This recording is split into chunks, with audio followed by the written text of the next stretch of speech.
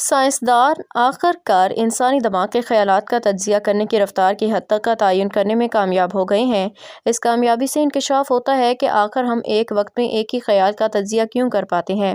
انسانی جسم کا سینسری سسٹم بشمول آنکھیں، کان، جلد اور ناک ہمارے ارد گرد کے ماحول سے اوسطاً 1 ارب بائٹس فی سیکنڈ کی رفتار سے ڈیٹا اکٹھا کرتے ہیں، مگر محققین نے دریافت کیا کہ ہمارا دماغ ان سگنلز کا تجزیہ محض 10 بائٹس فی سیکنڈ کی رفتار سے کرتا ہے، جو کہ ڈیٹا موصول ہونے کے مقابلے میں کروڑوں گنا کم ہے۔ اس کے مقابلے میں ایک روایتی وائی فائی کنیکشن فی سیکنڈ 5 کروڑ بائٹس ڈیٹا کا تجزیہ کرتا ہے۔ دماغ میں 85 ارب سے زائد نیورونز موجود ہیں، جن میں سے 1/3 اعلیٰ سطح کے خیالات سے جڑے ہوتے ہیں۔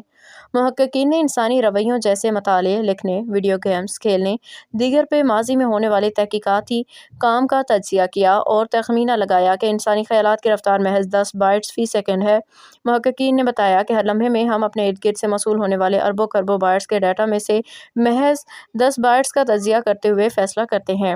انہوں نے مزید کہا کہ اس سے یہ سوال پیدا ہوتا ہے کہ ہمارا دماغ باقی ساری تفصیلات کو کس طرح فلٹر کرتا ہے۔ تحقیق کے نتائج سے عندیہ ملتا ہے کہ دماغ میں موجود اعصابی خلیات خیالات کا تیز رفتاری سے تجزیہ کرنے میں مدد فراہم نہیں کرتے، جس کے باعث انسان سست روی سے سوچنے والے بن جاتے ہیں جو متعدد خیالات کا بیک وقت تجزیہ نہیں کر سکتے۔